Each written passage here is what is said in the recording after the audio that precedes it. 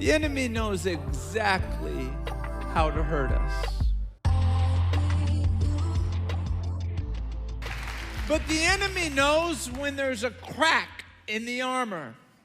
He doesn't attack you where you're strong. He attacks you where you're weak.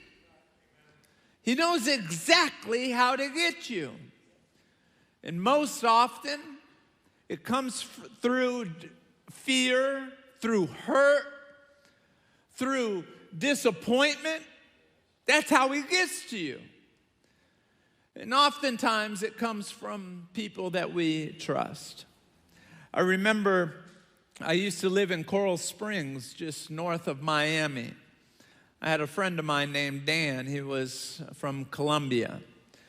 He was on his way. What do you call it when you're not a professional athlete, but he was an amateur. He was an amateur professional. He was flying up the ranks in tennis. We would play tennis, and he would, I don't even think I scored a point. He would just slosh me. But I didn't feel bad because I played basketball. And when we played, he wouldn't score a point.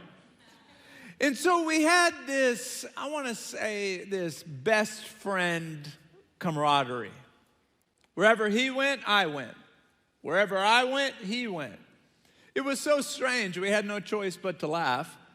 I was jumping over the fence of the basketball court. It was about this high.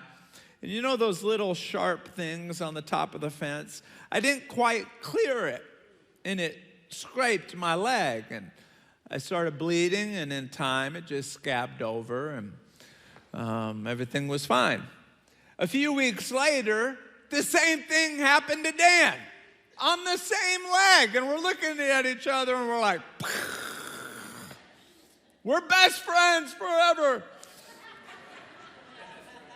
I don't know, to this day, I don't know why, but just one morning, he was done being friends with me. He never explained it. He never talked about it. He just, poof, I was done.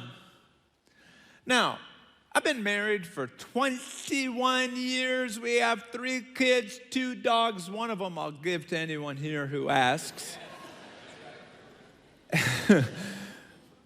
It's astounding to me that I would still remember in such detail how hurt I was when I was 14, 15 years old.